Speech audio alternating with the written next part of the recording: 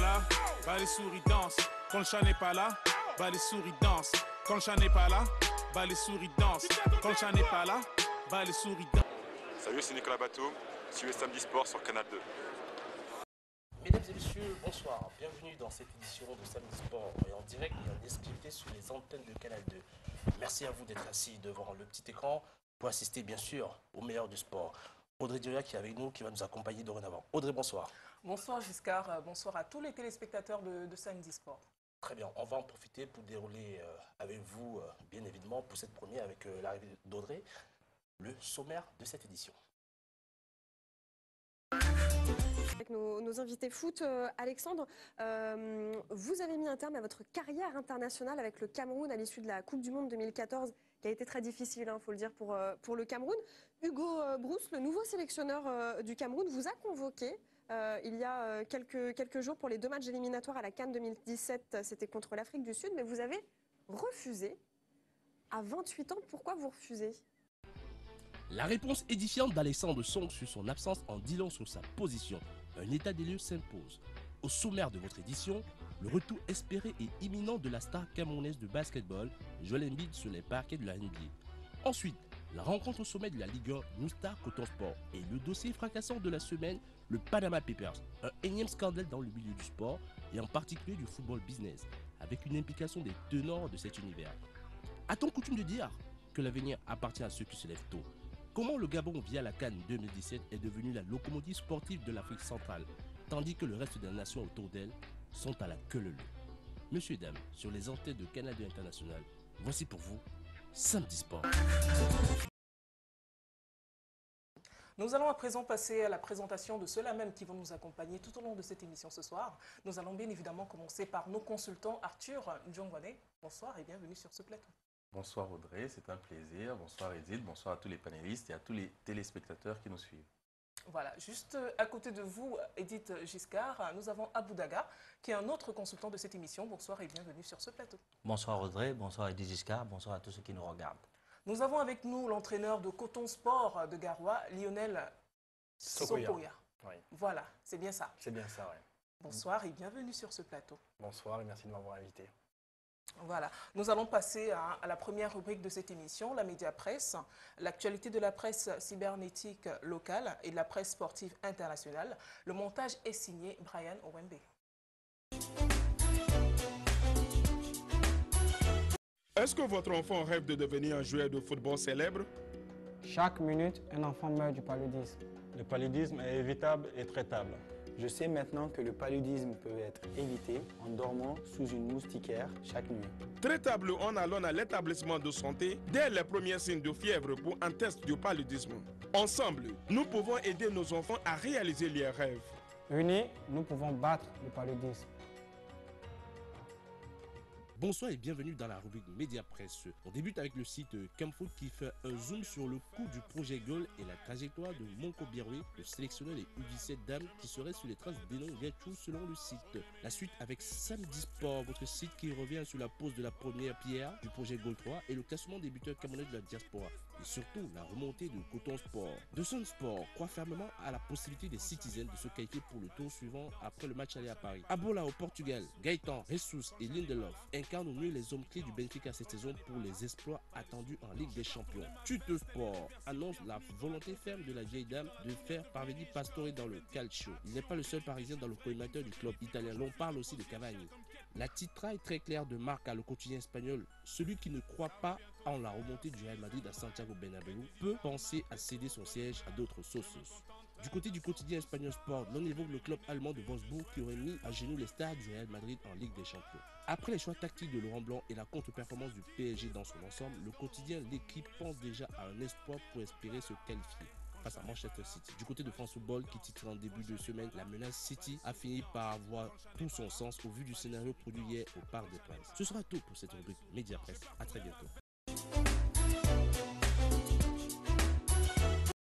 C'est reparti pour les aventures folles de Samedi Sport. On va évoquer la première titraille de cette émission autour du retour imminent du Joel Embiid, le basketteur camerounais de la NBA qui a été drafté il y a quelque peu, déjà plus d'une année d'ailleurs, et qui malheureusement s'est blessé et est en train de revenir pas à pas avec nous, Arthur Njongwane, pour en débattre. Alors Arthur, déjà, avant d'en arriver sur le cas Embiid, on va faire une petite analyse rapide au niveau des playoffs.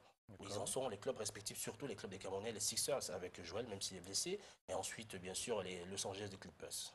Alors, ça va être très rapide. Les Sixers ne seront pas en playoff. Ça a été une des plus mauvaises équipes toute la saison. C'est peut-être pas lié seulement à l'absence de Joel Embiid. Les Clippers se sont qualifiés pour les playoffs. Ils vont participer aux playoffs du côté de la conférence Ouest.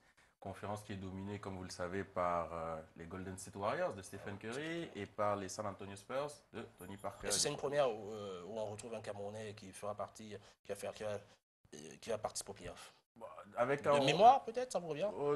Là c'est une petite colle. Donc, mais de manière, un Camerounais qui va pouvoir défendre les couleurs d'une équipe en playoff de manière récente. Ouais, non, ça ne. Dans l'actualité récente, non. Mais les Clippers, bien qu'ils se qualifient pour les playoffs à l'Ouest, n'ont pas beaucoup de chance face à la machine Golden State. Très bien. Alors, moi, je voudrais savoir, hein, Arthur Njongwane, selon vous, hein, le parcours de Joel Embiid est-il atypique? Oui, on peut dire que c'est un parcours atypique puisqu'il ne joue pas. Il est blessé. Depuis, il a été recruté, drafté, comme on dit aux États-Unis, en 2014. Il n'a pas fait une seule minute sur les parquets parce qu'il s'est blessé. Fracture de fatigue la première année au moment de sa draft. De la technique. Alors, c'est ça le direct. C'est ça le direct. Donc, il s'est blessé la première année. Il n'a pas pu participer à la saison. Il était prévu pour reprendre à partir de la deuxième année. Il s'est reblessé parce qu'apparemment, il n'a pas très bien suivi sa rééducation. Il a été un peu négligent. Et donc, c'est la deuxième année blanche qu'il fait. Et là, vous avez parlé de retour imminent sur les parquets NBA. J'ai un peu peur de vous décevoir parce que ce ne sera pas imminent. Enfin, oui, il reste 4 matchs. La saison prochaine, ce sera pour la saison prochaine. Normalement, il a... Mais il revient de là. Il a repris les entraînements, il paraît. Tout à fait. Avant chaque match, d'ailleurs, il shoot beaucoup avant les matchs. Il ne se met pas en uniforme pour le match, mais pendant les échauffements, il est là. Bah, s'il a repris les entraînements, c'est bon signe quand même. C'est très bon signe pour la saison. Ça veut dire que le retour est probablement imminent. Vous ne pensez pas? Le retour se fera en novembre, au début de la saison prochaine. Simplement, la NBA a une exigence physique terrible avec un match tous les 2 jours en moyenne. Il a besoin de beaucoup travailler physiquement parce qu'il faut savoir que la particularité de Joel Embiid, c'est qu'entre sa découverte par le camp Bahamouté ici au Cameroun et aujourd'hui, son corps s'est extraordinairement développé.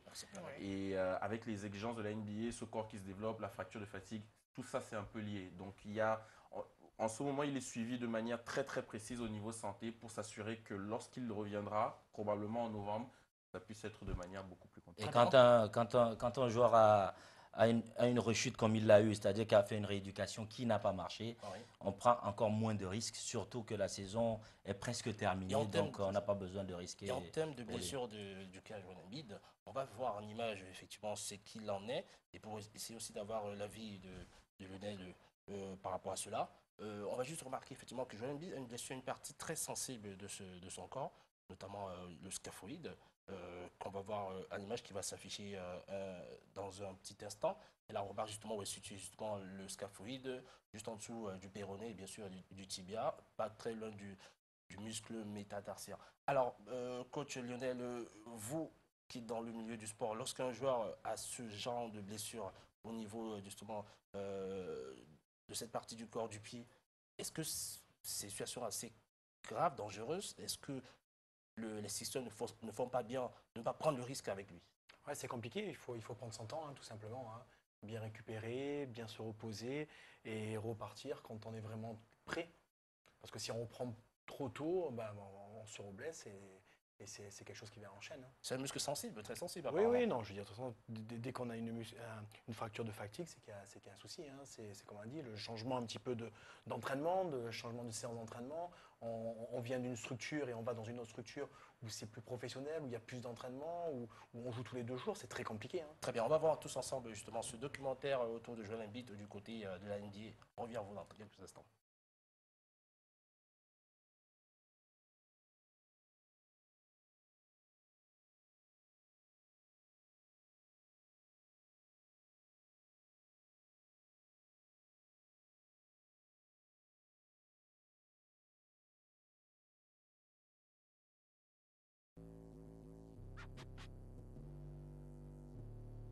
I'm Joel Embiid. I'm from Cameroon, Africa, and I'm getting ready to enter the NBA draft.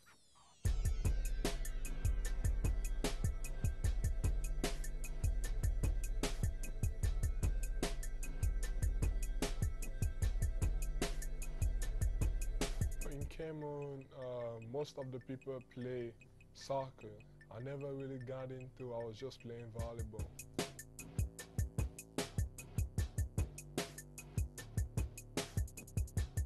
I basically played volleyball for 4 or 5 years. My dad wanted me to be a volleyball player, and I was practicing. I was actually in a team, so we were competing.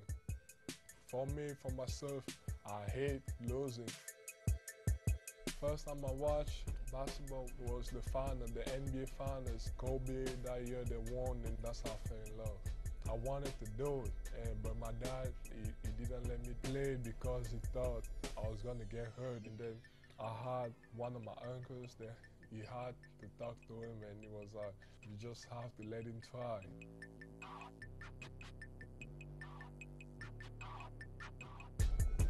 Luke Bamute, he plays for the Timberwolves right now.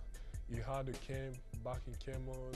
I actually didn't want to go there because I thought I sucked. I wasn't good enough, and then my coach, he told me to go, and then I went. I actually didn't do good, but Luke still picked me, came back.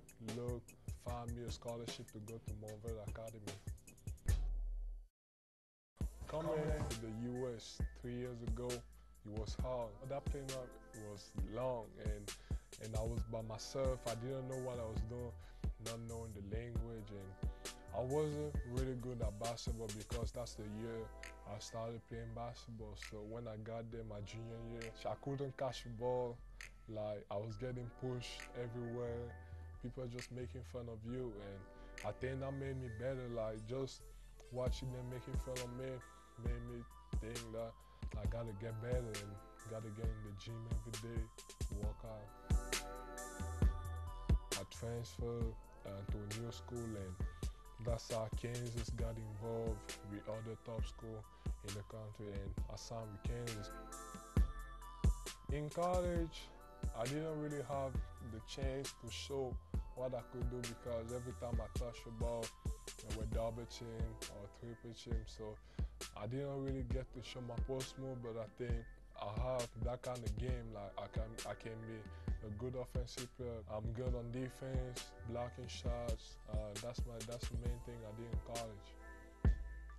I just want to make other people believe that they can do that. It's not that hard. You just take your time, and you got to work out for that. In the NBA, I'm looking forward to play against the best in the world because everybody can play in the NBA, and it's a blessing just to be in that league. And right now, I know what I have to do. I know why I'm here, and I have a mission.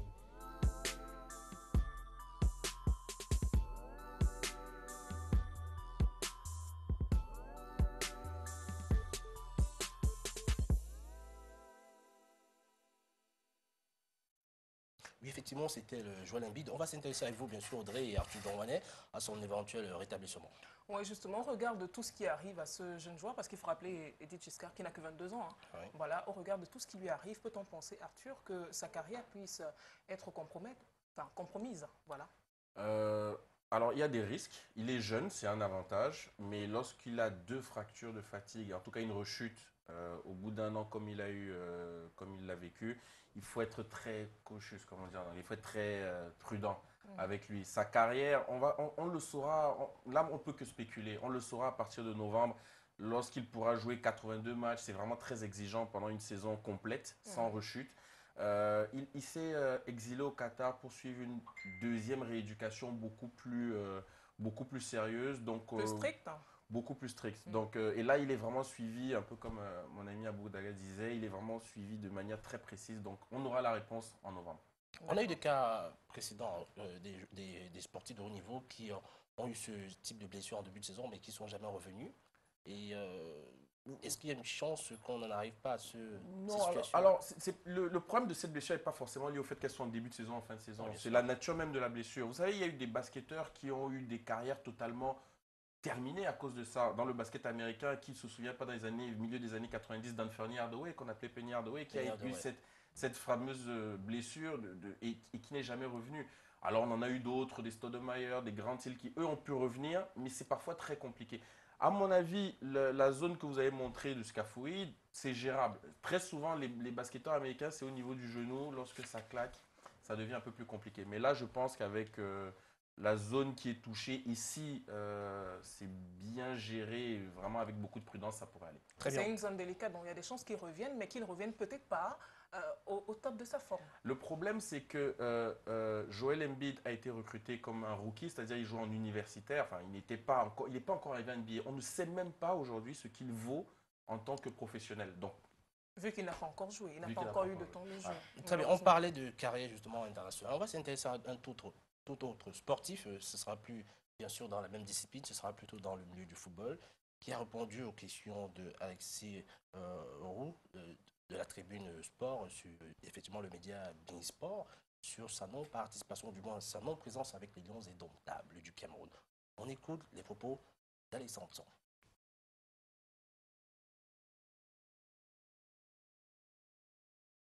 Le Cameroun à l'issue de la Coupe du Monde 2014 qui a été très difficile, il faut le dire, pour le Cameroun. Hugo Brousse, le nouveau sélectionneur du Cameroun, vous a convoqué il y a quelques jours pour les 2 matchs éliminatoires à la CAN 2017, c'était contre l'Afrique du Sud, mais vous avez refusé à 28 ans. Pourquoi vous refusez? C'est difficile de prendre une telle décision parce que le Cameroun, j'ai grandi avec cette joie de pouvoir un jour évoluer pour la patrie. Parce que le Cameroun, c'est quelque chose de particulier pour nous surtout. Et avec ce qui s'est passé en Coupe du Monde en 2014, c'était pas évident pour moi déjà parce que j'ai pénalisé l'équipe parce que j'ai commis une faute qui n'était pas un exemple, c'était stupide de ma part. Mais bon, après... Vous avez été expulsé, mais vous êtes beaucoup excusé derrière ça. Oui, je me suis excusé, mais après, maintenant, c'est dommage que... Je sais que j'ai fait du mal aux gens, j'ai heurté des personnes, j'ai pas été un exemple pour la jeunesse. Mais après, maintenant, malheureusement, c'était compliqué chez nous un peu, le contexte était compliqué, je suis devenu l'ennemi à battre. Et c'était difficile pour ma famille. C'était difficile, j'avais des enfants qui me posaient la question, mais mon fils m'a demandé pourquoi tu as fait ça. Déjà, pour répondre à mon fils, c'était difficile. Ouais. Imaginez-vous, maintenant, ceux qui sont derrière, au contraire, à l'époque, il y avait des dirigeants, il y avait un président de la fédération qui était là à l'époque. Je pense qu'il aurait pu nous aider. Quand je dis nous, ça veut dire que nous, les joueurs, nous protéger à un moment donné. Mais au contraire, il n'a pas su faire la chose. Il nous a lâchés. Je dis c'est juste dommage parce que ça me faisait de la peine de voir que je sais que je ne peux pas apporter à mon pays et je me mets en retrait parce que ce n'était pas mon envie. J'avais l'envie de me racheter, de montrer que j'ai commis une erreur, certes, mais maintenant je veux vous montrer que je vais aller vers l'avant, je veux produire quelque chose. Et c'est pour cela qu'avec tout ce que j'ai vécu, c'était difficile de revenir. Sur son retour, on rappelle que Billy Bouto, consultant football, nous a rejoint sur le plateau. Billy, bonsoir. Bonsoir les VJ, bonsoir nos nombreux spectateurs. Un bonsoir particulier à un de nos spectateurs qui est du côté de la Roumanie, à Botosani. Un de nos spectateurs qui est du côté de la Roumanie, Michael Ngadengadui, qui nous regarde tout le temps, il est capitaine de son club là-bas. Qui a attendu que vous soyez présent sur le plateau pour suivre l'émission. Non, il regarde l'émission tout le temps. Ah, très bien. On évolue avec Aboudadev sur le cas justement Alexandre Tsong, qui effectivement, est-ce que sa position n'est pas en train de, entre guillemets, est-ce qu'il n'est pas en train de se mettre en péril avec la sélection aujourd'hui? Bon, quelque part, c'est-à-dire que pour moi, il y a 2 aspects à regarder. Quelque part, je compatis avec le joueur dans le sens où je peux comprendre que le joueur se sente lâché par ses dirigeants, par la fédération. Mais en même temps, je pense qu'il y a un certain sens du patriotisme auquel on doit appeler tous les joueurs et ils doivent s'en rendre compte. Vous savez, à un moment, l'orgueil ne sert à rien. L'ego, il faut le mettre de côté. Et il ne faut pas oublier qu'une institution, il y a une certaine continuité. Les gens dont il parle ne sont plus à la fédération. Le président du comité de normalisation n'est plus là. Qui vienne ou pas, il s'en fout. Ceux qui sont touchés, c'est nous.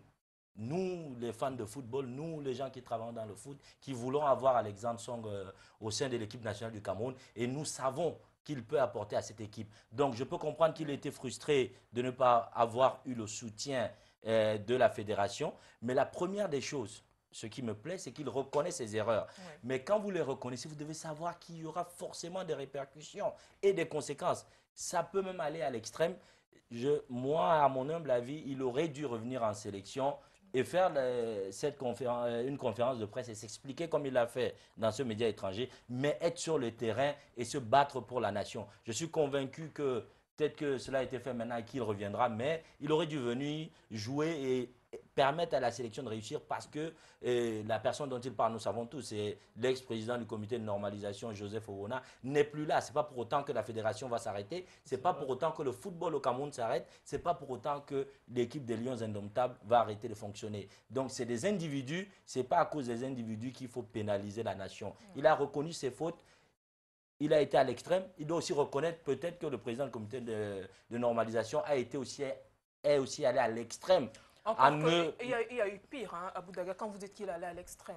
Non, quand je dis à l'extrême, je parle des sentiments d'Alexandre Song. C'est-à-dire que lui, il reconnaît qu'il a... Je pensais que vous parliez de la faute. Non, non, je parle de... C'est-à-dire que son sentiment, c'est qu'il a fait quelque chose de très grave. Il n'arrivait même pas à l'expliquer à son fils. Donc, il a fauté.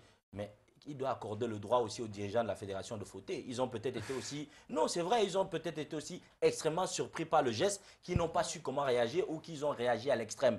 Mais dès le moment où c'est passé et qu'on vous reconvoque, vous avez les jambes pour aider la nation. Venez aider la nation et expliquez-vous plus tard. Aujourd'hui, à mon avis, l'équipe nationale du Cameroun a besoin d'Alexandre Song. Donc, tout ce qui est passé, il doit le mettre derrière lui. C'est un compétiteur. Il a vécu pire que ça. Moi, je me rappelle, il y a quelques années, je l'ai vu faire, pendant que je faisais un stage à Arsenal, il a fait 2 semaines de rééducation. Pendant il a dû reprendre encore la rééducation. Donc, il a vécu beaucoup de choses en tant que footballeur. Alexandre Song a failli être jeté par Arsenal. On l'a envoyé à Charlton en prêt. Après, oui. Voilà, c'est grâce à ce qu'il fait là-bas en prêt. Lorsqu'il venait arriver à peine de Bastia. Voilà, de Bastia. Il a eu plusieurs saisons où il jouait seulement en Carling Cup. On l'a envoyé à Charlton en prêt. Et le prêt de Charlton, c'est un peu comme le cas du jeune milieu de terrain français actuel. Il faut rappeler, là vous avez un point essentiel, il faut rappeler que la carrière d'Alexandre Song a débuté avec Arsenal exactement lorsqu'il a brillé à la CAN. Voilà. Donc, il y a plein de choses que les joueurs doivent prendre en compte. C'est un garçon qui a beaucoup d'expérience, qui a vécu beaucoup de hauts et de bas. Ça, ce ne sont que des bas. Il faut passer haut. Et je pense qu'en voulant pénaliser ceux qui ont mal réagi d'après lui, il peut se retrouver en train de pénaliser toute une nation. Et c'est de ce côté-là que nous ne saurons accepter. Et j'espère qu'il reviendra à de meilleurs sentiments parce qu'on a vraiment besoin de lui en sélection. Alors, moi, je vais poser la question à Lionel Sokoya. Oui. Alexandre Song, c'est un joueur que vous connaissez certainement très bien. Alors, pensez-vous qu'il a encore sa place en sélection nationale? Est-ce qu'il a sa place dans l'équipe du Cameroun encore? Oui, bien entendu. Ça serait un plus énorme pour l'équipe. Et on a besoin, quoi. Hein. C'est important pour avoir les meilleurs joueurs. Pour représenter le pays, c'est très important. Très bien. Alors, avez-vous Billy Outo sur le cas d'Alexandre Song qui, à la suite de ses propos, qui ont surpris plus d'un, d'ailleurs vous aussi, tout comme moi. Effectivement. Et est-ce qu'aujourd'hui, l'attitude d'Alexandre Song ne le mettrait pas dans une situation inconfortable? Ou pensez-vous que peut-être que, comme a dit Aboudaga, on va tous, surtout que bientôt il y a une rencontre essentielle, une rencontre amicale, mais qui est plus qu'amicale pour certains? Non, je crois qu'avec la France, face à la France. Je crois qu'avec l'arrivée du nouvel exécutif de la fédération aujourd'hui, ils sont dans un état d'esprit où il faut consolider toutes les forces. Parce que Alex, il se plaint de certaines choses, mais ce que lui-même il oublie, c'est quoi? C'est qu'il est récidiviste en fait. Alex est récidiviste. À la Coupe du Monde 2010, qu'est-ce qui s'est passé? C'était des problèmes. On a passé le temps à résoudre des problèmes dans les vestiaires, à faire des réunions de crise. Il n'était pas le seul. Hein. Oui, juste le terrain. Non, je ressors son nom là. En 2010, le nom d'Alex était déjà ressorti parmi les gars qui ont foutu du bordel dans cette sélection. En 2014 encore, il commet cette bourde contre la Croatie. Un match assez capital, il faut le rappeler. Parce que lorsqu'on gagne ce match, si on gagne ce match, ça nous relance pour la dernière rencontre, même si après c'est le Brésil. Il commet une bourde comme ça, il prend un rouge, on perd le match par un score, je crois, par 3-0. Il est suspendu par qui? Par le président du comité de normalisation, qui lui, moi, je dis, ne maîtrise pas, qui quelque part ne maîtrise pas le foot. Ça veut dire qu'il a fait comme ça, il a suspendu le joueur. Et après même, la suspension n'était pas officielle. En tant que, on ne va pas rester longtemps sur cette analyse, mais est-ce que l'éthique responsable doit avoir, est-ce que la connaissance du foot a une certaine importance? C'est-à-dire que si vous êtes responsable d'une association, le fait que vous ayez des valeurs que l'éthique, est-ce que votre connaissance du football est obligatoire? Elle a une importance parce que un joueur, on ne le jette pas comme ça. Vous savez, un joueur peut commettre une bourde sur un stade parce qu'il y a l'adrénaline qui monte, il est complètement surchauffé et il commet ce geste-là. À un moment, il ne se rend même pas compte de cela. Et c'est aux dirigeants de savoir que lorsqu'il y a un cas pareil, vous n'allez pas jeter le joueur comme ça. En gros, si Zidane était pardonné avec l'équipe de France, pourquoi pas les sanctions avec le Cameroun? Effectivement. Maintenant, je vais dire que c'est quoi? Joseph Aoné est parti. Oronel est parti. Alex devrait savoir effectivement que Joseph Oronel est parti. Maintenant, c'est le nouvel exécutif qui est là. Il devrait donc revenir. Et en dehors de ça même, quand vous écoutez l'entraîneur, le nouvel entraîneur, il vous dit, je suis allé en Angleterre, j'ai discuté avec Alex. S'il est allé en Angleterre discuter avec Alex, ça veut dire qu'il a eu l'agrément d'aller discuter avec Alex. Donc, s'il a discuté avec Alex, ça veut effectivement dire qu'on a demandé qu'Alex revienne dans cette équipe. Alex a été pardonné. Moi, peut-être qu'Alex demanderait qu'on vienne lui demander pardon chez lui. Non, je pense Officiellement. pas. Alex a été pardonné. Je crois que si on demande... Et si son nom est... Parce que lors de la CAN, lorsqu'on préparait la CAN 2000, la dernière CAN 2015, son nom avait été mis dans la liste. Et après, les dirigeants ont demandé que son nom soit retiré. Parce qu'il était banni. Rappelons que vous venez de Yaoundé, c'est mieux placé que nous. Effectivement, non, je le dis. En 2017, maintenant, lorsqu'on prépare les deux rencontres, aller-retour contre l'Afrique du Sud, son nom est mis dans la liste parce qu'on attend qu'il revienne. Depuis la Coupe du Monde 2014, on n'avait plus jamais revu le nom d'Alex. Ça voulait effectivement dire qu'Alex a été pardonné. Donc pour moi, il devrait revenir. Maintenant, il dit là, il continue à avoir mal, c'est vrai, mais je pense qu'il doit revenir, il doit redescendre au plus bas niveau. Revenir en sélection nationale parce qu'effectivement, on a vraiment besoin de lui. Mais revenir avec cet état d'esprit-là, c'est pas bon. Lequel, justement? Non, parce que là où il est, il est gonflé à bloc. Il est dans un doute. Il ne sait pas s'il va revenir, il ne sait pas s'il ne va pas revenir. Parce que le sélectionneur, d'ailleurs, l'a dit, j'ai discuté avec lui. Il ne m'a pas dit oui, il ne m'a pas dit non. C'est-à-dire qu'on mettait son nom dans la liste, c'était un peu comme un piège pour lui en disant on va mettre ton nom, si on te convoque, tu ne viens pas, on saura effectivement que tu as refusé de venir en sélection nationale. Et c'est ce qu'il a fait. Non, rapidement sur ce cas-là, pour essayer de clore, il y a une première chose qui me surprend. Alexandre Song, je ne pense pas qu'il ait été suspendu officiellement. Officieusement, je l'ai dit. Voilà, c'est-à-dire qu'il n'y a jamais une décision officielle qui le suspend de la sélection nationale du Cameroun. Quant à la décision des dirigeants, sur un terrain de football, il y a des joueurs qui ont fait pire que ça. Donc, et ils n'ont pas été suspendus par leur fédération. Vous estimez que la sanction a été trop lourde? Je pense que la sanction, c'est dû au précédent. C'est-à-dire que les gens se sont dit qu'il y a eu des problèmes avant, et on a parlé de 2010, ainsi de suite, et on s'est basé sur tout cela. Donc, je peux comprendre sa frustration. Mais là où je ne suis pas d'accord, c'est que la meilleure manière de parler pour un footballeur, c'est sur un terrain de foot. Donc, pour faire passer cette frustration, il aurait dû venir et faire un match exceptionnel, être l'homme du match pour les Lions indomptables, et il aurait mieux répondu à ceux qui l'ont suspendu officieusement. 30 secondes, juste pour dire qu'il veut être pardonné. Mais la meilleure façon d'être pardonné, c'est de revenir jouer pour le Cameroun, c'est simple.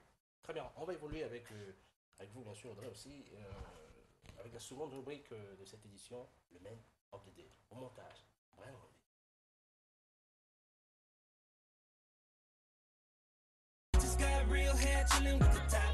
Bonsoir et bienvenue dans The Man of the Day. L'on débute avec le capitaine des Lions, Stéphane Bia, auteur du second but de son équipe en championnat chinois ce week-end.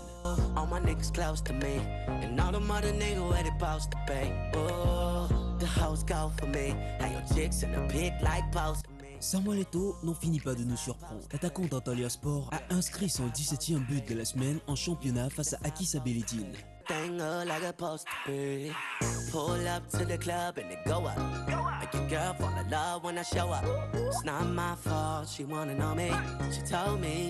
L'on termine avec le franco-camerounais Ibrahim Amadou qui est actuellement incontournable dans le poste de milieu de terrain du LOSC. En ce qui concerne le classement des buteurs, Eto'o compte déjà 17 buts, suivi d'Aboubacar et Moukanjo qui ont 12 buts chacun.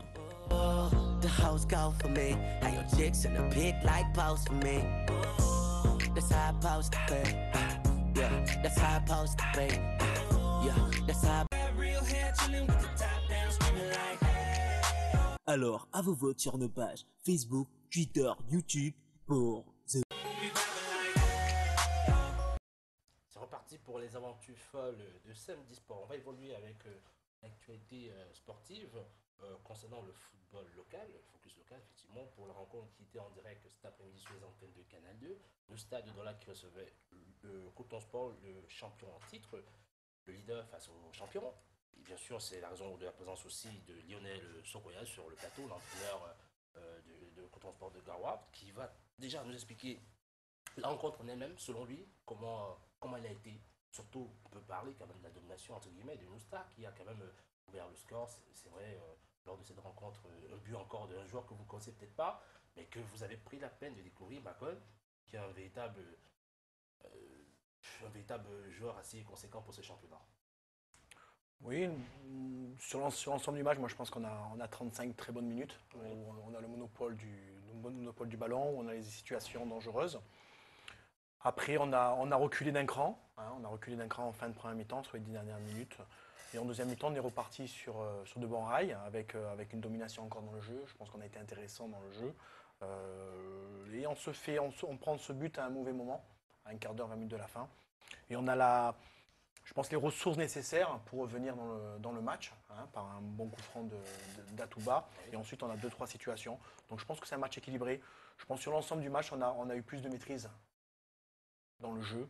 Mais sur la fin, match nul, équilibré. Très bien, restons toujours dans les rangs de cette rencontre avec votre effectif.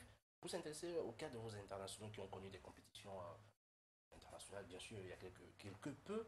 Le cas de Yazid Atouba avec Lyon, Ngamalu également, et dans une moindre mesure Yankee, mais c'est vrai que lui, il est plutôt, il y a quelques mois, il était plutôt blessé.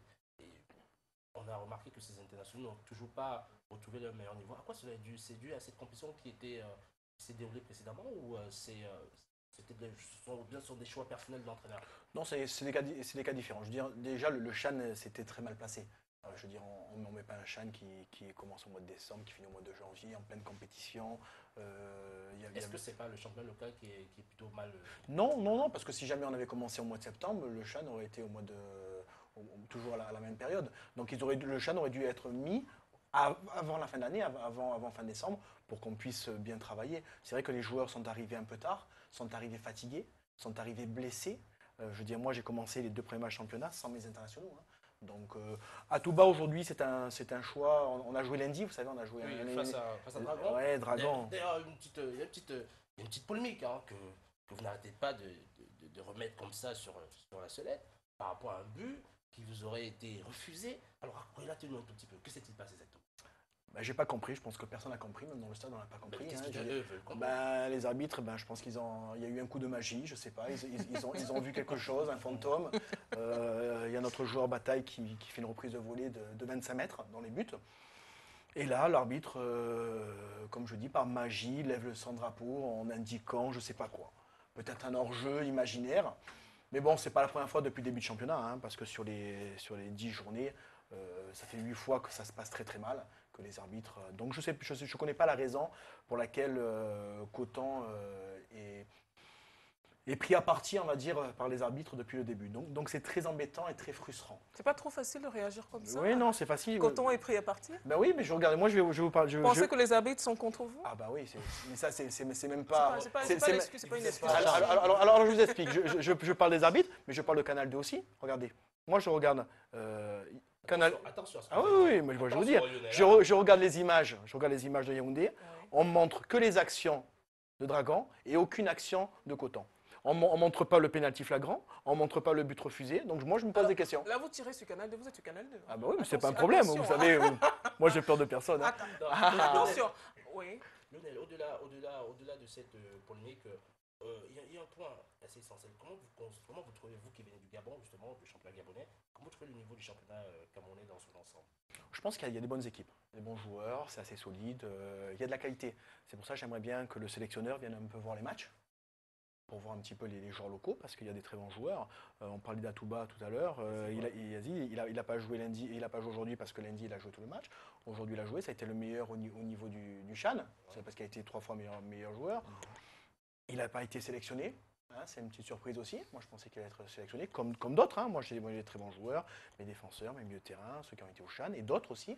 Donc je pense qu'il y a des bons joueurs locaux. Qui demandent qu'à avoir leur chance. Ouais, je pense à un moment donné. Revenons maintenant sur la rencontre en elle-même avec Luto et Abou Daga. Aujourd'hui, nous, c'était en tête du championnat. Est-ce que vous avez l'impression que c'est un leader qui tiendra? C'est un leader qui a la politique de ses ambitions. C'est vrai qu'il y a l'arrivée des Gombe Bengue et le président Faustin Domke me le disait tout le temps. J'ai un super joueur, Thierry Macon. Je pensais qu'il en faisait trop. Bon, je trouve Thierry Macon a beaucoup de qualité. Tout de même, est-ce qu'on n'est pas surpris de la présence de nos stars à ce niveau de la compétition déjà? Non, il faut dire pour nous, ça, je ne suis pas surpris. Quand vous voyez un peu le recrutement qui a été fait, je crois que c'est des soldats, c'est des gars qui viennent jouer, c'est des joueurs assez expérimentés.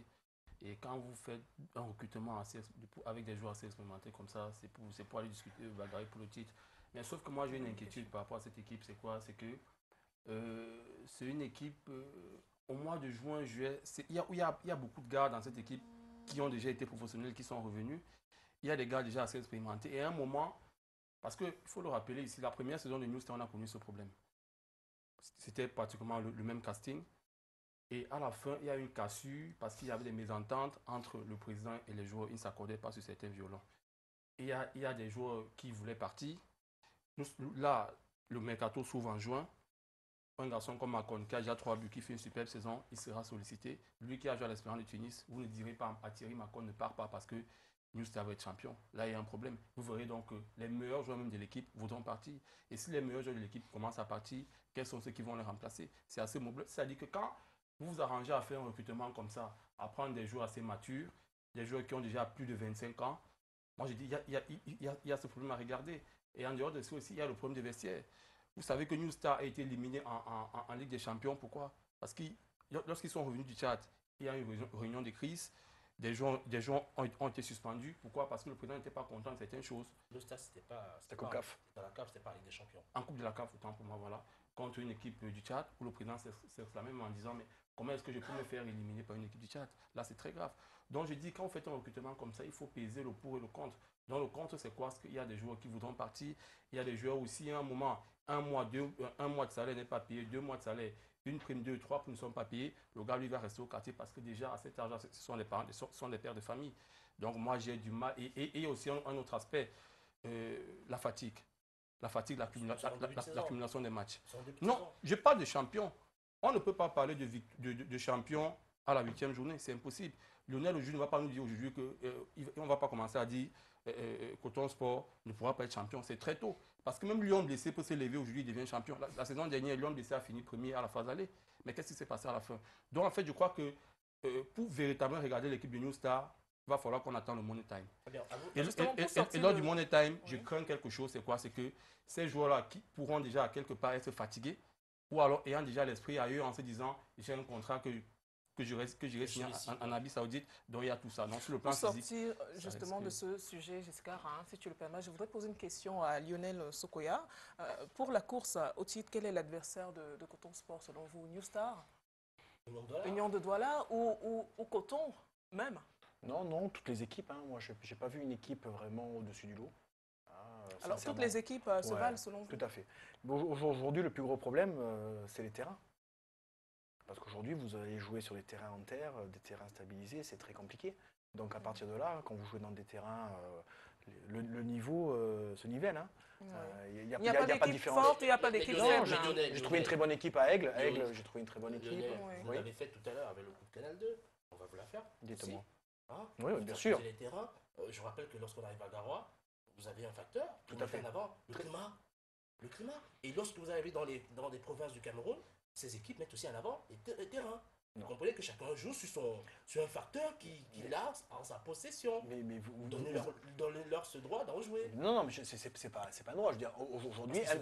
Vous imaginez un entraîneur qui arrive sur le plateau, il parle de Garoua en disant « Oh là là, le soleil, ça faute à personne, c'est le soleil. » Bien sûr, je suis entièrement d'accord. Mais aujourd'hui, pour avoir un jeu et pour avoir un spectacle, le spectacle est fait sur un bon terrain. Aujourd'hui, on a vu 2 équipes qui ont essayé de jouer, qui ont pratiqué. Je pense qu'il y avait de l'intensité sur les 2 équipes, mais parce que le terrain était en adéquation par rapport à ce qu'on recherche. Aujourd'hui, c'est un football professionnel. Football professionnel, ça veut dire que les structures doivent être aussi professionnelles. Quoique des fois, même avec ce terrain, il n'y a souvent pas de spectacle. Non, je ne veux pas défendre Lionel, mais je veux dire que le terrain, c'est un minimum dans le football. C'est-à-dire qu'aucune équipe ne devrait utiliser l'argument d'avoir un mauvais terrain. C'est vraiment un argument qui ne devrait pas. Le climat, par contre, c'est Dieu qui nous l'envoie, mais le terrain, je crois qu'on peut mettre du gazon si on veut. Donc, le soleil de Garoua, je ne sais pas quel astronaute peut changer le climat de Garoua, mais les terrains, on peut mettre... Vous savez, les mauvais terrains, les joueurs savent que là, ça va rebondir. Non, tout ça, on s'y prépare. Coton a été champion plusieurs saisons avec ces terrains-là. Donc, ce n'est pas une raison pour laquelle Coton ne saurait être champion. Mais sur New Star et sur le championnat en lui-même, et sur Coton, parce que j'ai beaucoup à dire sur Coton Sport, le Coton Sport actuel manque ce qu'il a souvent eu, ce que Coton a eu au-dessus des équipes par le passé, parce que Coton, les arbitres aujourd'hui, on dit que les arbitres sont contre Coton, mais vous savez, il y a plus de 8 ans, on disait que tous les arbitres étaient pour Coton.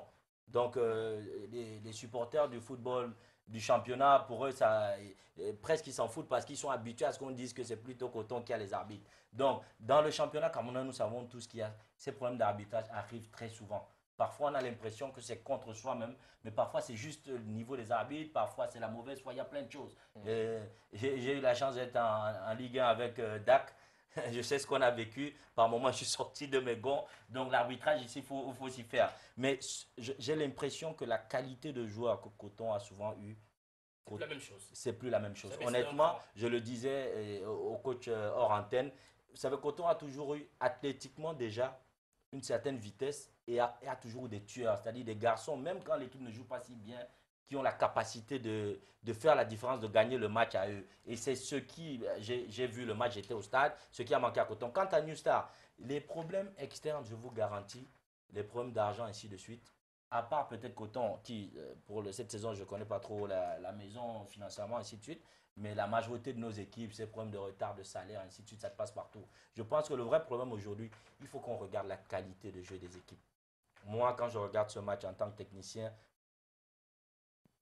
par moment, ça a manqué de jeu, ça a manqué de circuit. C'est-à-dire qu'on avait l'impression que c'était 11 gars qui se sont mis ensemble, ont décidé qu'ils vont jouer. C'est-à-dire au niveau de Coton, on a senti ce qu'ils voulaient mettre en place, mais c'est là où le championnat devient souvent difficile à la phase retour. Les gens ont l'impression que c'est l'arbitrage, mais c'est parce que plus on vous a vu jouer, plus on se prépare. Donc, si c'est les circuits habituels, l'équipe adverse a des possibilités de bloquer, de se préparer tactiquement. Mais quand vous avez des garçons qui ont la capacité d'éliminer 1, 2, 3 joueurs, qui ont la capacité de débloquer des situations, là, vous faites la différence. Et je pense qu'au niveau de New Star, le jeu sur le plan purement collectif n'est pas encore assez huilé, il est un peu lent. Mais ils ont la chance d'avoir des tueurs devant pour l'instant, comme les Mbengue, Thierry Macon, qui sont en train de faire la différence. Mais combien de temps ça durera? Il faudrait que le jeu en lui-même ait un peu plus de vitesse, soit un peu plus huilé du côté de New Star comme du côté de Coton. Et je sais qu'il y a un facteur que tout le monde oublie quand on va au stade de la réunification. Les premières mi-temps sont souvent très difficiles parce que ce terrain est extrêmement lent. C'est-à-dire un synthétique, même quand vous marchez dessus, quand vous êtes en babouche, vous avez des difficultés à marcher rapidement parce que le terrain est lent. Il faut qu'on fasse tout pour arroser ce synthétique avant les matchs et à la mi-temps. Et vous verrez la qualité du spectacle va changer. Très bien, on va donc évoluer avec l'arrivée sur le plateau de Mirabeau Mahop et son petit journal.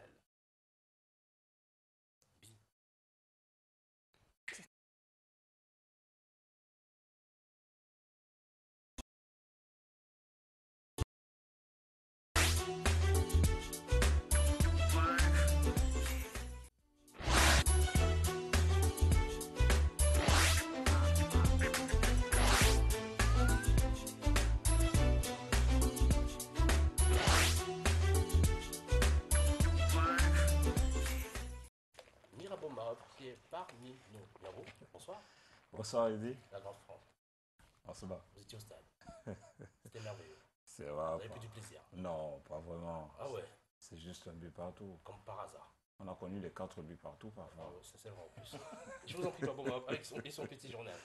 Bon, on parle justement de ces matchs de Ligue 1. On avait 2 rencontres de Ligue 1 au programme cet après-midi. D'abord ici à Douala avec ce match au sommet entre des équipes qui luttent pour le titre cette année. Certainement ce duel entre le leader New Star et le champion en titre Coton Sport de Garoua qui s'affrontent au stade de la réunification de Douala. C'était une rencontre en live et en exclusivité sur Canal 2 International. Score de la partie, 1 but partout entre New Star et Coton Sport de Garoua. 1 but partout, mais c'est surtout Makon Loga qui a ouvert la marque à la 69e minute sur une passe de Ngombe Mbengue de la tête. Achalona était au départ de l'action. On va le voir, ce premier but de New Star de Douala et Makon Loga, ancien joueur de l'Espérance, qui envoie le ballon au fond des filets 1-0. On revoit ce but au ralenti. L'égalisation vient à la 84e minute. Coton Sport de Garoua remet les pendules à l'heure sur un coup franc direct d'Atouba Azid. Entré quelques minutes plus tôt, c'était à la pause, coup franc au fond des filets, il a nettoyé la cage du gardien adverse, 1 but partout. Dans l'autre rencontre du jour, on a dit qu'il y avait 2 matchs ce jeudi. Adolphe Eke, le nouveau coach du EMS de Loum, sauf sa première victoire avec EMS de Loum justement, qui a battu Panthère à Baganté, un match en retard de la 8e journée. UMS de Lome qui a battu Panthère 1-0, mais à la fin de la rencontre, ça a chauffé du côté de Baganté. Les supporters étaient verts de colère. Bon, au classement de la Ligue 1, New Star reste en tête avec 2 points de plus que UMS de Lome qui est désormais 2e à ce classement de Ligue 1. Cotentin de Garoua recule au 7e rang. Panthère est 10e à ce classement de Ligue 1 après sa défaite de cet après-midi. Et en seconde page, on va le remarquer, Edine, Lyon blessé de Fotoni et Cosmos du MAM sont dans le rouge. Bambuto Football Club de Bouddha est 14e. Et aux portes de cette zone rouge, on retrouve APGS de Fouille. La suite de la 10e journée de Ligue 1, c'est ce dimanche avec 8 rencontres au programme, notamment le derby ici à Douala entre les Astres de Douala et Union de Douala, un derby des West End également à suivre du côté de Tchang entre Aigle et Racine. Il faut dire que le match Astre-Union servir effectivement en live en exclusivité sur Canal International. On reste dans la région de l'Ouest pour parler de l'unique ambassadeur de la Ligue 1 dans la tanière des Lions indomptables du Cameroun lors du dernier regroupement, double confrontation contre l'Afrique du Sud, aller et retour. Il s'appelle Jonathan Ngwem, il a tout pour réussir, mais devra surtout garder la tête sur ses épaules. Sur les traces d'un nouveau lion, un document exclusif.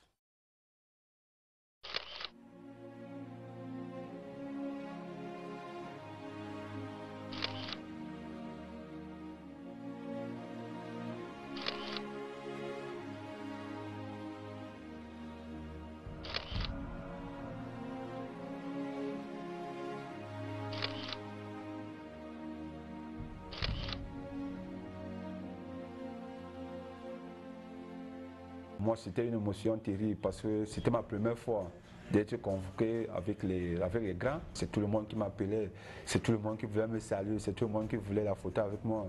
Donc actuellement, maintenant, je continue à travailler. Pourquoi pas être convoqué contre la France au match amical? Les confessions d'un bleu qui fait ses premiers pas dans la tanière tricolore. Le bonheur extrême pour un footballeur qui vit un début d'année digne d'un conte de fées. L'œil du champion sur les traces de Jonathan Ngwem, la nouvelle étoile.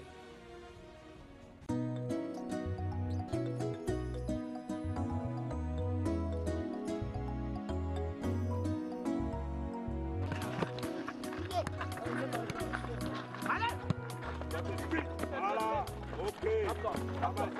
Oui.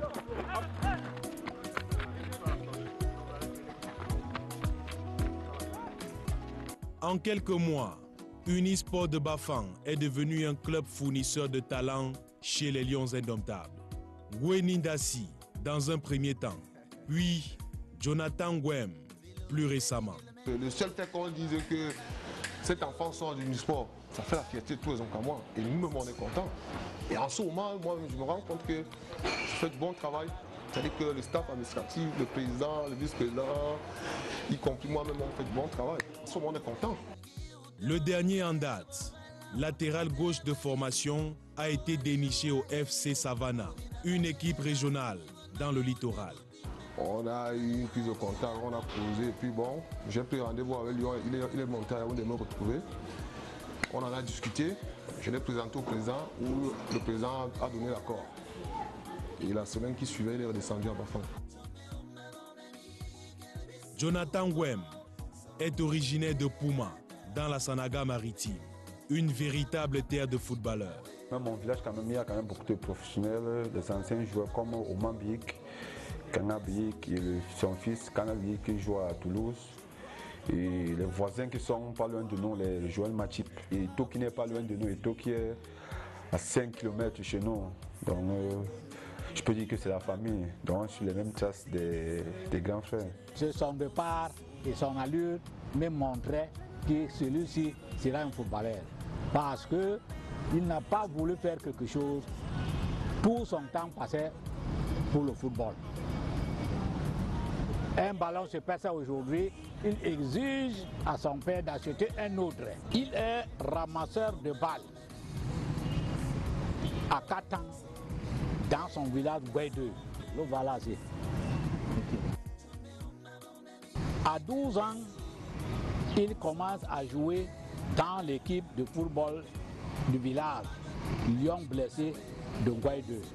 Il évoluait sans encadrement parce qu'il n'avait pas un support.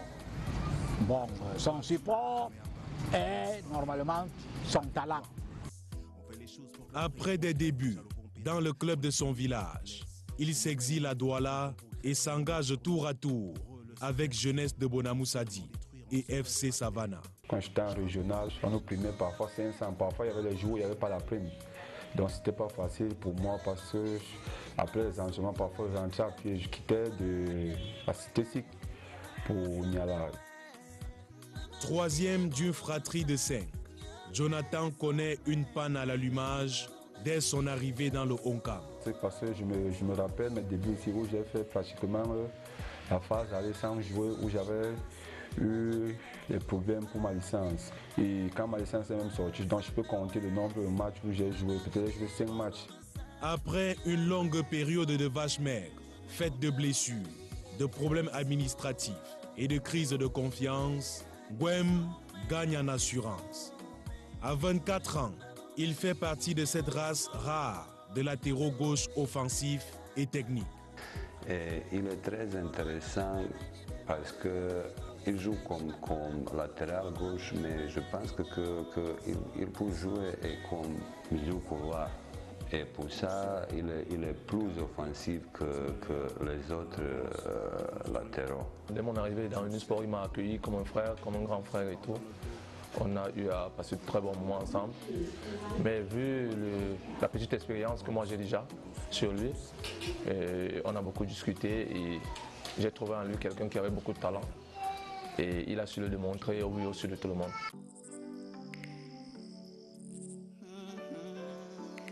Trois mois et des expériences inoubliables. D'abord, le CHAN au Rwanda avec les Lions à prime. C'était un rêve surtout. Mon premier match contre l'Angola où quelqu'un entré au salon chantait l'hymne national, mais je tremblais. Donc je disais que enfin me voici, je me retrouve en train de jouer une compétition de haut niveau. Et je me rappelle même le premier match où il y a eu le carton rouge. Et il y a ce qui m'a encouragé que non, ça c'est la compétition, c'est le haut niveau.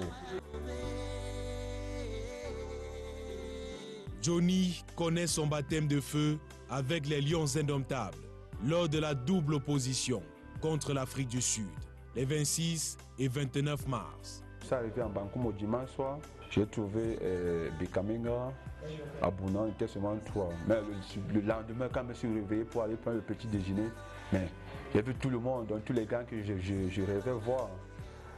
On s'est salé, il y a beaucoup qui m'ont dit ok, bienvenue dans la maison. Première convocation, premier frisson, premier bizutage. Je chanté Allo Malome, Allo Malome, Tokelinye, Tokelinye, Allo Malome Kondeya, Allo Malome Kondeya.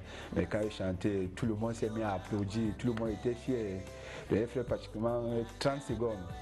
Quand on applaudit, on dit oui, c'est bien, ça allait m'asseoir. Il n'a pas changé, ça c'est bien.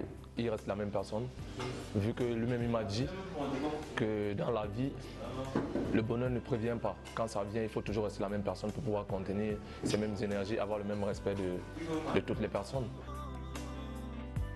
Le coach me parlait constamment, même aux entraînements, il me félicitait. Quand je faisais peut-être un bon contrôle, un bon sentiment, il me félicitait que bien joué, oui, donc. Avec lui, il m'a encore fait confiance parce que quand tu es un nouveau et que quand tu arrives, tu fais quelque chose de bien, le coach t'apprécie, ça te redonne un peu le moral. Prochain rêve, revenir dans la tanière et surtout connaître sa première sélection.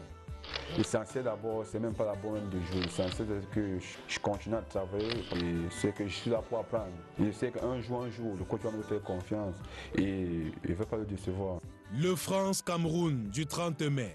Plus qu'un match amical, une rencontre de prestige. Tous les footballeurs en rêvent certainement.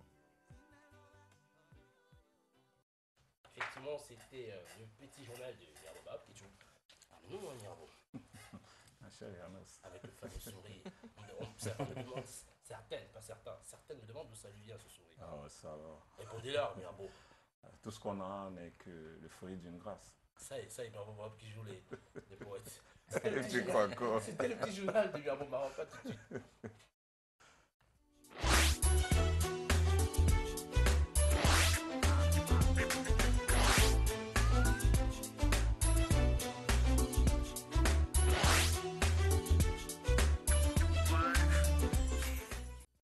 C'est reparti avec la suite thématique autour du sujet suivant, bien sûr, le Panama Papers, ce sujet d'évasion fiscale du côté du Panama, effectivement, qui a fait scandale, qui a énormément entaché les sportifs de haut rang, les plus connus, Lionel Messi. On parle aussi de Michel Platini, Jérôme Valk, Gianni Infantino, et bien sûr, un de ses conseillers actuels, un membre de la commission d'éthique, Pedro Damiani. On va en discuter justement avec vous, Aboudaga. Alors, on en parlait déjà de manière peut-être inconsciente il y a 2 semaines, souvenez-vous. C'était sur le cas de Neymar. On n'était pas très loin en termes de thématique. Et là, on est tombé, on est en plein dans le nez, on va dire ça comme ça. Oui, vous savez, les finances mondiales, c'est un dossier extrêmement complexe, un dossier extrêmement compliqué, parce qu'il faut d'abord dire que toutes ces personnes sont présumées innocentes jusqu'à preuve du contraire, jusqu'à ce qu'ils soient prouvés coupables. Et il faut dire que les différents noms qui ont été cités, c'est les noms les plus connus. Il y a aussi, on est dans le cadre du sport, mais il y a des politiciens, des chefs d'État, ainsi de suite. Donc, il faut rester dans les faits.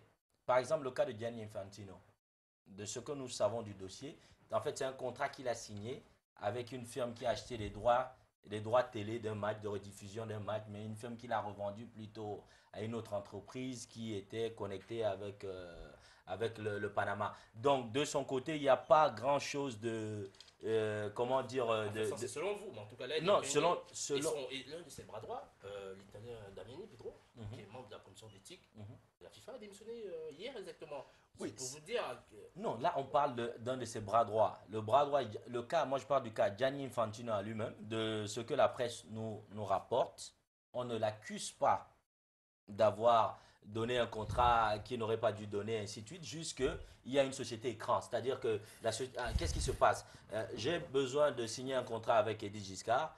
J'utilise plutôt Arthur qui vient négocier le contrat en son nom, alors qu'il est en train de le négocier pour moi. Parce que moi, je n'ai pas la crédibilité pour l'obtenir et que moi, je suis domicilié au Panama, ainsi de suite. Donc, celui qui signe le contrat n'est pas au courant de cela jusqu'à preuve du contraire. Maintenant, sur le cas des footballeurs, des Platini, ainsi de suite. Vous savez, on le disait par rapport au cas Neymar, aujourd'hui, les grandes forces financières, que ce soit les grands sportifs, les grandes entreprises, ainsi de suite. Vous avez le cas, par exemple, de Google, qui est domicilié officiellement en Irlande, alors qu'il fait des affaires un peu partout dans le monde. C'est-à-dire que dans un monde capitaliste, il y a les lois. Elles sont là pour tout le monde. Maintenant, les lois ont ce qu'on appelle, dans le terme fiscal, les Anglais appellent ça niche, des loopholes. C'est-à-dire qu'il y a des petits trous. Et maintenant, il y a des spécialistes, les conseillers financiers de ces différents sportifs, ainsi de suite, qui sont là pour trouver ces petits trous et pour essayer d'utiliser la loi contre elle-même pour mettre l'argent à gauche ou à droite, ainsi de suite. Parce que pour l'instant, les paradis fiscaux existent. Toute personne qui veut créer une entreprise offshore en a le droit.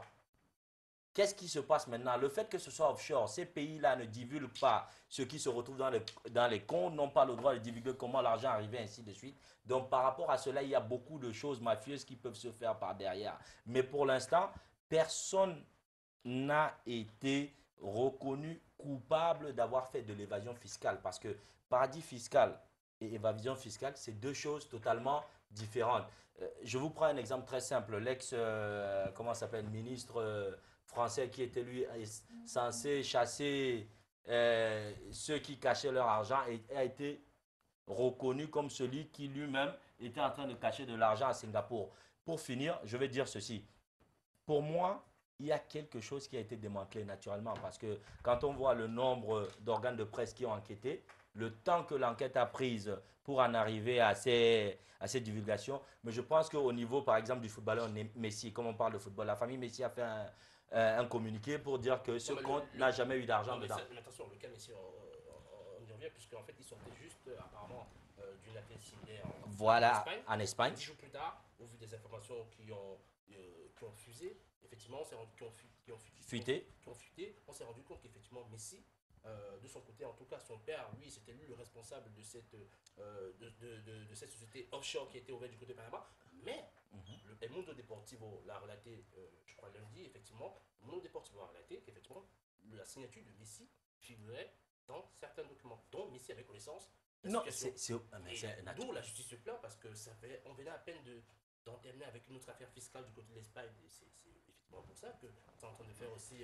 Naturellement, et vous n'oubliez pas que le père de Messi est un peu comme son agent, son conseiller. Mais je vous dis, c'est ceux-là qu'on a trouvé pour l'instant. Mais je vous garantis que tous ceux qui font de l'argent jusqu'à un certain niveau, c'est un peu un combat entre les différentes administrations et ceux-là. C'est-à-dire qu'ils ont des conseillers financiers, ils ont des banquiers, ils ont ainsi de suite, qui sont là pour tout faire pour leur faire payer le minimum d'impôts possible ou pour leur donner des options pour mieux placer leur argent. Je vais vous donner l'exemple, il y a 2 semaines, comment ça s'appelle en Angleterre, il y avait des cas, par exemple, on vous dit si vous investissez dans tel ou tel domaine, vous pouvez récupérer des impôts des années précédentes et parfois la loi change, le joueur se retrouve à perdre. Mais n'oubliez pas, on a un problème d'éducation, surtout sur les footballeurs, les sportifs.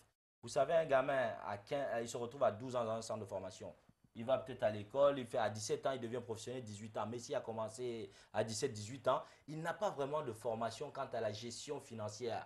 Donc, tout se joue au niveau des conseillers. C'est un peu comme pour les politiques. C'est eux que nous voyons, c'est eux qui prennent les décisions. Mais il y a beaucoup de technocrates, beaucoup de spécialistes dans le domaine financier. Et les joueurs, par exemple, footballeurs, sportifs, ainsi de suite, qui se retrouvent là-dedans, ce sont des gens qui ont été conseillés par leurs pros, par leurs agents, ainsi de suite. Et ce sont eux qui font cela. Maintenant, s'ils se retrouvent à avoir signé, votre signature vous engage. Mais le communiqué de la famille Messi dit comme quoi, malgré que la société a été créée, aucune somme d'argent n'a jamais été transférée de ce côté-là. Maintenant, cela reste à prouver et on attend la suite de l'affaire. En termes de preuves avec vous, Lionel Soroya, sur le cas Platini, un cas qui interpelle. Certains mardis suivaient la rencontre de Ligue des Champions avec plaisir, de celle qui opposait, je crois, Barcelone à l'Atlético Madrid. Tandis que d'autres étaient sur cache investigation avec Nice, qui a fait une enquête spéciale du Platini, dans laquelle on a révélé que juste après qu'il soit à la tête de la FIFA il y a quelques années, il avait directement ouvert un compte offshore. Et ensuite, dans l'enquête, il a été présenté les personnes qui servaient de prête-nom ont été présentées du côté du Panama. On s'est rendu compte qu'en plus, ces personnes ignoraient complètement qui était Michel Platini. C'est-à-dire que c'était un scandale qui faisait frémir, qui faisait paniquer certains téléspectateurs, dont moi y compris. Alors, on sait déjà que la situation de Platini dans le milieu du football est chaotique. Votre avis après ces situations du Panama Papers pour Michel Platini? Parce que certains pensent que c'est terminé. Ouais, il faut voir, comme on disait tout à l'heure, il faut voir un petit peu la suite et vraiment un petit peu l'épreuve jusqu'au bout, quoi, hein, savoir quand il va être... Si vraiment il est coupable, c'est vrai qu'au niveau du football, il faut arrêter, quoi, hein, il faut tourner la page. Hein. Donc on ne peut pas continuer à être dans les instances dirigeantes en étant à chaque fois pris dans des pièges, on va dire, hein, parce que c'est des pièges. Qu'est-ce qu'on va dire du cas Valque, qui a une histoire encore plus... Oui, tout à fait, donc c'est toujours les mêmes. Hein, donc aujourd'hui... on retourne toujours pareil et donc il faut vraiment aller jusqu'au bout. Ou alors on essaie de piéger aussi peut-être aussi les personnes, vous savez, ça arrive d'essayer de piéger Michel Platini parce que quand même il a fait quand même du très bon travail au niveau de l'UEFA. Hein, il a donné sa chance un petit peu au niveau de la Ligue des Champions à des petits pays qui n'avaient pas le droit de participer. Donc aujourd'hui, grâce à lui, et grâce à d'autres aussi, grâce à Infantino aussi qui était avec lui au niveau de leur travail, ils ont permis à ces petits pays d'être représentés au niveau de la Ligue des Champions. Donc peut-être ça a dû embêter les gens, ça a dû un petit peu aider donc... Donc il faut lui accorder le bénéfice du doute. Oui, tant qu'il n'est pas jugé coupable, hein, comme tout le monde. Hein. Alors moi je vais poser une question à Arthur, hein, toujours sur ce scandale, Panama Papers. Pour les stars du football, c'était une fois de plus dans ce scandale. Alors, est-ce un scandale de trop, justement, dans le monde du football? Alors moi, mon analyse, je reviens à ce que mes amis panélistes ont dit, à Boudaga notamment, on doit commencer par dire que la présomption d'innocence doit prévaloir. Ouais. Maintenant, je pense que dans cette histoire, et comme Abou le disait, elle est extrêmement compliquée. Il faut bien distinguer deux choses. L'exil fiscal de la fraude fiscale. L'exil fiscal, lui, il est autorisé. C'est la loi, malheureusement. C'est comme ça, c'est autorisé. La fraude fiscale, elle, par contre, c'est un délit. Elle n'est pas autorisée. Donc, il faut bien savoir dans l'histoire, discerner. Et dans beaucoup de cas, la frontière est mince. Mais qu'est-ce qui interpelle, pour répondre à votre question, Audrey, c'est que les footballeurs, comme même les hommes politiques, parce que le Premier ministre islandais a démissionné, il y a d'autres personnes impliquées, font partie d'une caste de personnes, de personnalités, qui sont censées gagner un certain montant d'argent que peut-être nous, sur le plateau, nous ne gagnons pas. Et je pense que c'est plus moralement que ça fait scandale. C'est-à-dire qu'on se dit, mais ils ont déjà des rémunérations qui sont les plus folles possibles. Alors comment essayeraient-ils, même par des moyens légaux, de se soustraire au paiement de leurs impôts dans les territoires sur lesquels ils travaillent? Parce que le problème de Messi ou d'autres, c'est de dire qu'on le voit tous les week-ends jouer à Barcelone, donc en Espagne. Mais alors comment ça se fait que ces impôts soient déclarés au Panama? Alors même si c'est légal, moralement, on comprend que bon, il essaye d'optimiser. L'optimisation fiscale est légale, mais bon, voilà. Qui est très importante. Dans l'enquête, dans certaines informations qu'on ne cesse d'avoir, par exemple lors du Classico, on parle quasiment de la moitié des deux équipes qui sont concernées par ce scandale. Alors du côté de Manchester et Manchester City, c'est quasiment, il y a énormément de joueurs qui sont concernés. C'est-à-dire que là, on a parlé des joueurs les plus visibles, Messi, mais vous parlez de ma ville d'adoption. J'y ai vécu 10 ans. Quand vous dites Manchester, c'est pour vous dire, là, il y a 2 semaines, je voulais tellement parler de ce sujet. C'est-à-dire que dans le football anglais, en première ligue... C'est comme ça qu'on se comprend dans votre ville d'adoption. C'est-à-dire que, non, c'est pour vous dire que dans le football anglais, c'est pas juste à Manchester. Dans le football anglais, dans la culture, l'Angleterre, c'est le pays du capitalisme. J'ai peur qu'ils disent que c'est une religion. Non, non, l'Angleterre, c'est le pays du capitalisme. Oui. Ce que je voulais dire, je pense qu'Arthur l'a mis en meilleur mot même. C'est-à-dire qu'il faut faire une différence entre l'évasion fiscale et... Non, et le fait d'essayer de l'exil fiscal. C'est-à-dire, dans le football anglais, je vous prends un exemple. Un joueur d'un certain niveau, un Gareth Bale, il a un agent. L'agent fait partie d'une entreprise. Cette entreprise a un conseiller financier, avocat, conseiller marketing, conseiller ceci, conseiller cela. Et ceux-là sont payés juste pour lui faire gagner plus d'argent. Donc, c'est ceux-là qui utilisent les petites... C'est-à-dire que la loi est là, mais il y a souvent... C'est-à-dire qu'entre 2 phrases, il y a une virgule qui a été oubliée, ainsi de suite, où il y a une interprétation possible. Et ceux-là utilisent ces interprétations pour leur permettre... Je vous prends un exemple. Vous pouvez, mais si vous jouez à Barcelone, comme il l'a dit tout à l'heure, mais vous vous constituez en entreprise, c'est-à-dire vos droits d'image. Vous vous constituez en entreprise, cette entreprise vend vos droits d'image. Donc, l'entreprise dont vous êtes peut-être le principal actionnaire ou votre père vend vos droits d'image à Barcelone qui est obligé de payer l'argent au Panama. Donc, comme cet argent est payé à une entreprise qui est basée au Panama, elle paye les impôts comme ça se paye au Panama, contrairement aux 40-50% en Angleterre ou en Espagne. Vous payez là-bas 10% ou 5%, ils sont contents d'avoir assez d'argent. Donc, dans beaucoup de cas, c'est cela. C'est vrai qu'il y aura des cas d'évasion fiscale, c'est sûr et certain, mais beaucoup de cas pour ces sportifs. Quand on parlait de Manchester, la majorité des agents en Angleterre, des footballeurs, ont chaque jour que Dieu fait des conseillers financiers, ainsi de suite, qui viennent leur rencontrer pour leur donner des options, de mieux placer l'argent, d'utiliser telle ou telle loi.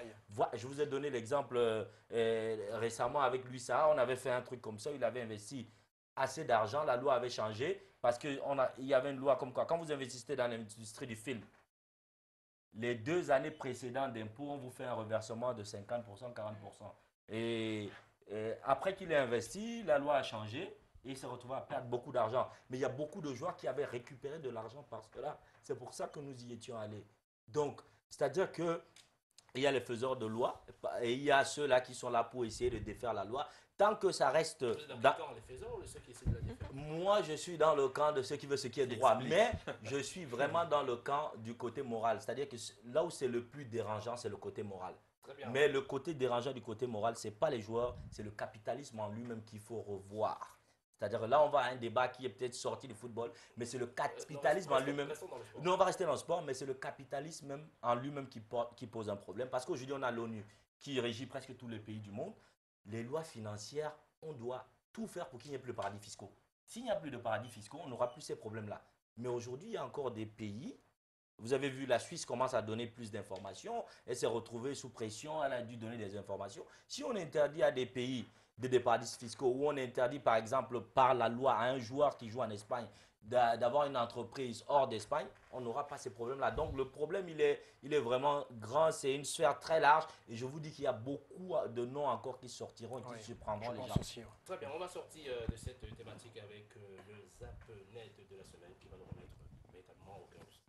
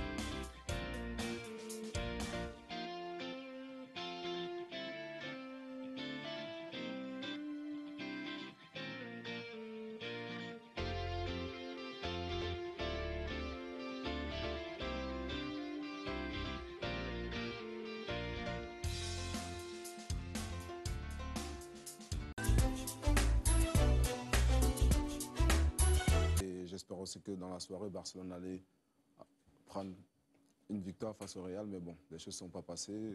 Il faut voir les choses vers l'avant. Il faut regarder vers l'avant aujourd'hui. Vous dites on, hein, Alex. On pour le Barça, on pour West Ham. Oui, puisque à West Ham, je suis joueur de West Ham. Je suis prêté, mais Barcelone, je suis joueur de Barcelone. À la fin de saison, je retournerai à Barcelone. Donc, je me sens... Je fais partie des deux familles, au fait. Salut, c'est Nicolas Nkoulou. Suivez Samedi Sport sur Canal 2.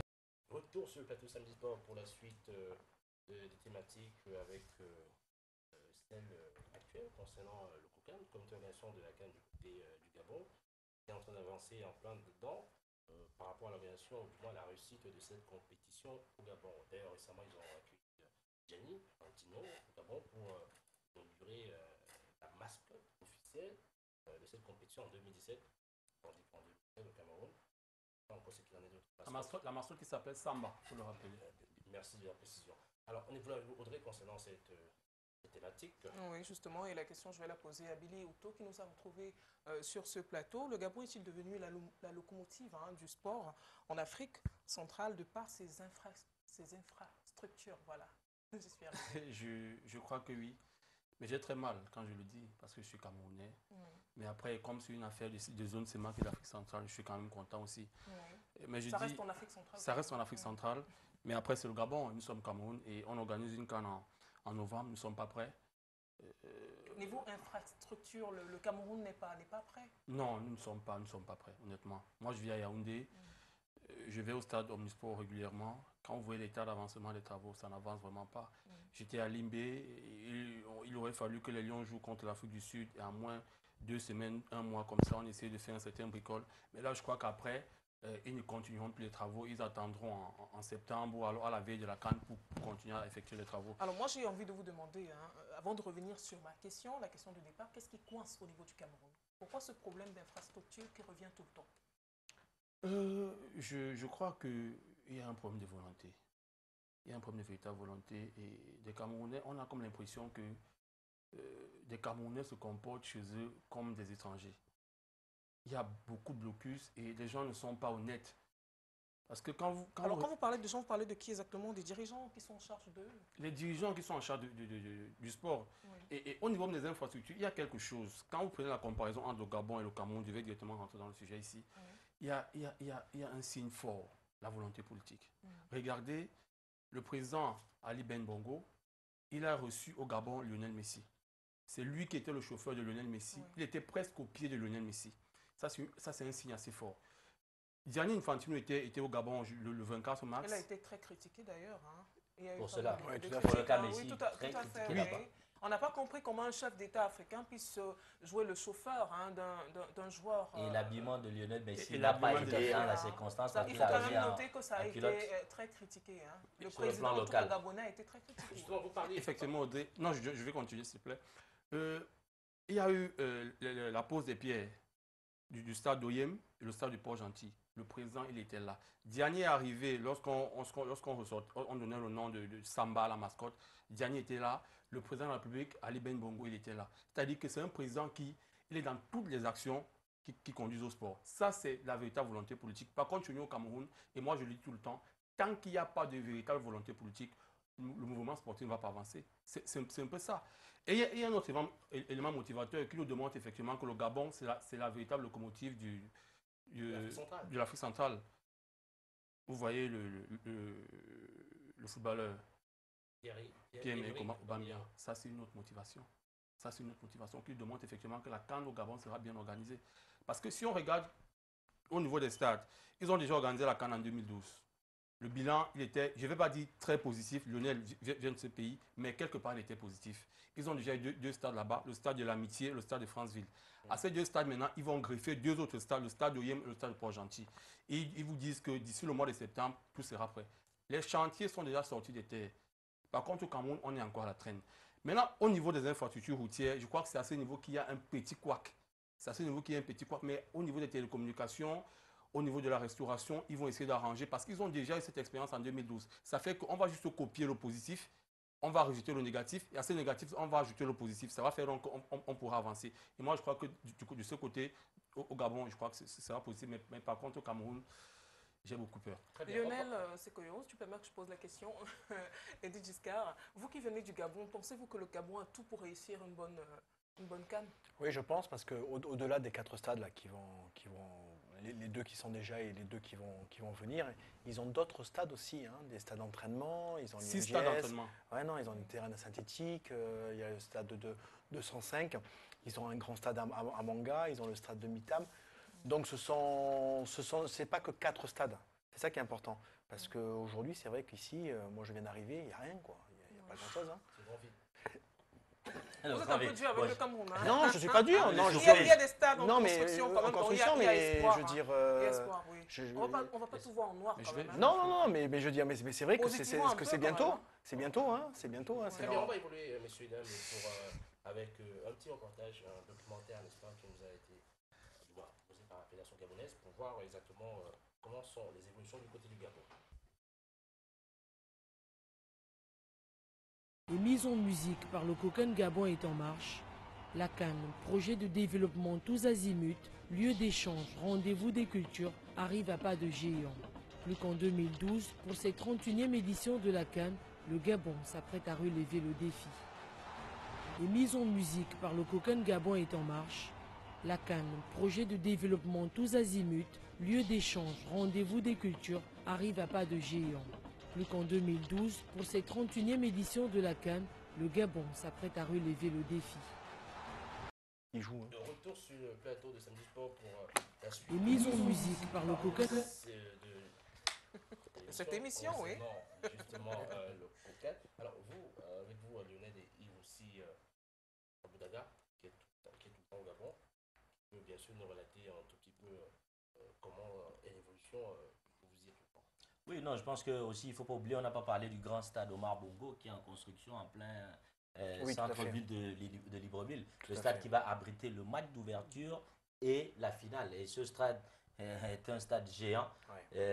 À part le stade d'Agondje qui existe déjà, il y a ce stade qui est en train d'être construit. Je pense qu'il y a un engouement là-bas pour cette compétition. Mais moi, je veux aller un peu plus loin. Je pense que de notre côté, la CAN 2016 féminine sera assez difficile à organiser pour le Cameroun. Mais je pense que dès cet instant, on devait avoir un organe de transition. C'est-à-dire que pour la CAN 2019, qui est celle masculine de football, le Cameroun devrait avoir un agent de liaison ou une certaine collaboration avec l'organisation gabonaise pour voir comment ils s'organisent, ce qu'ils feront bien, ce qu'ils feront moins bien, pour essayer de rectifier le tir ici. Parce qu'il faut toujours essayer de planifier. Si vous avez la possibilité de collaborer et voir ce qu'ils vont faire après leur compétition, vous verrez ce qui a marché, ce qui n'a pas marché, et vous pourrez faire une meilleure organisation ici. Maintenant, quant au Gabon lui-même, on a parlé de volonté politique, mais je pense aussi qu'il y a une certaine sérénité là-bas au niveau des instances fédérales.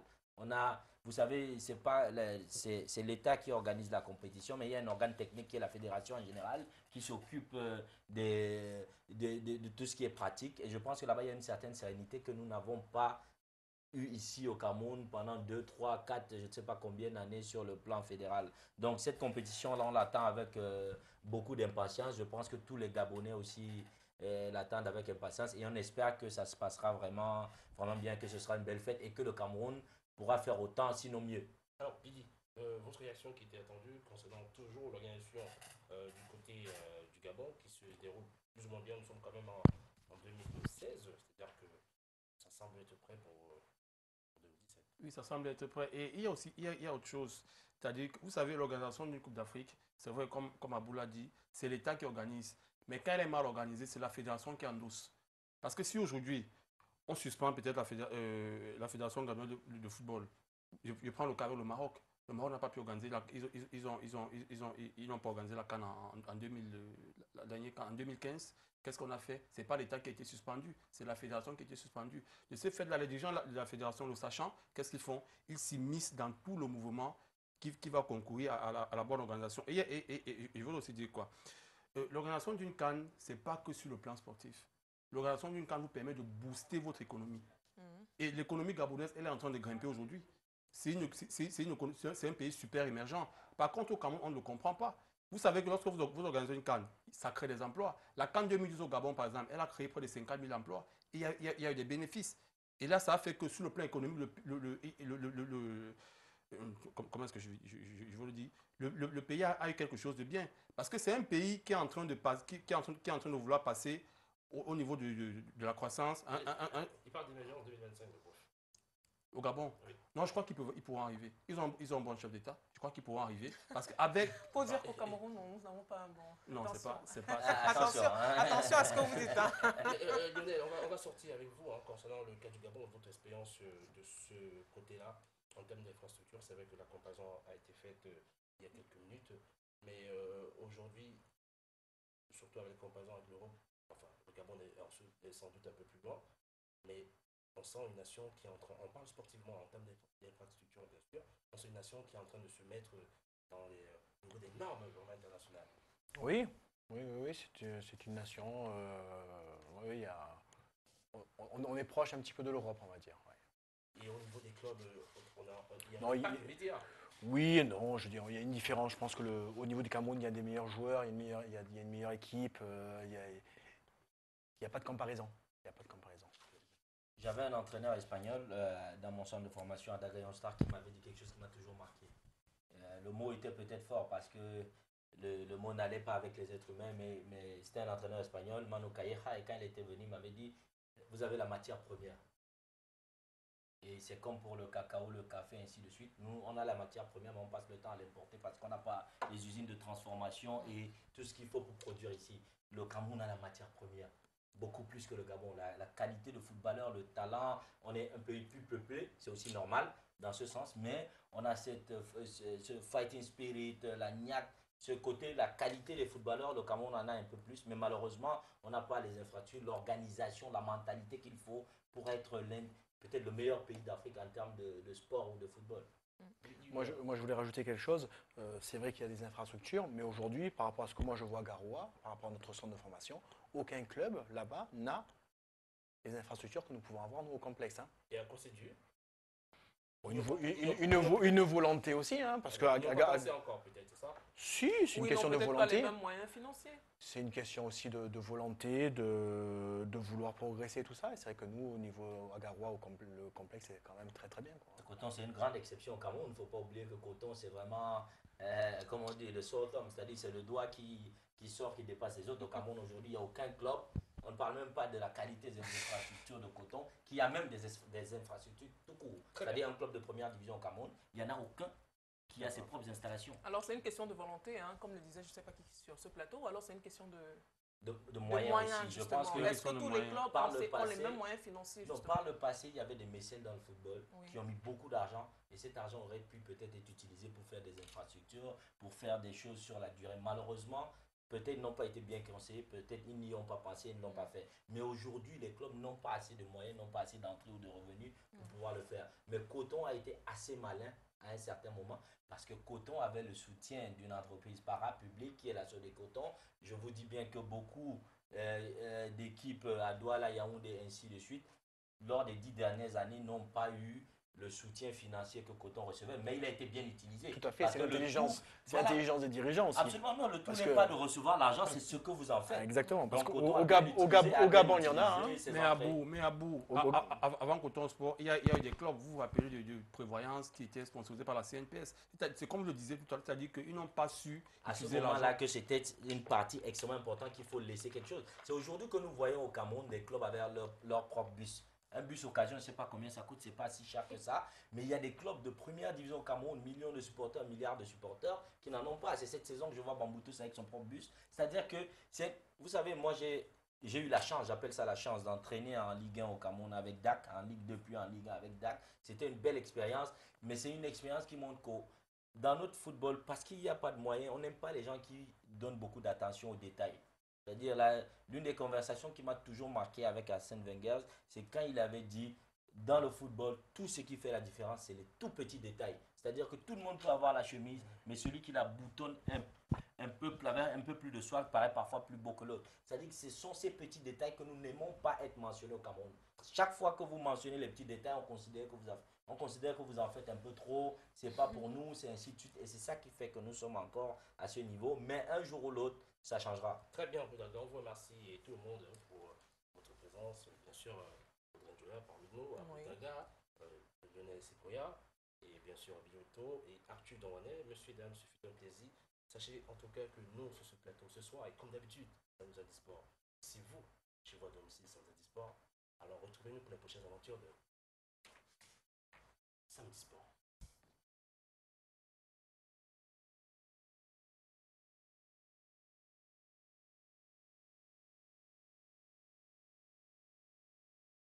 Même à me défendre contre les moustiques.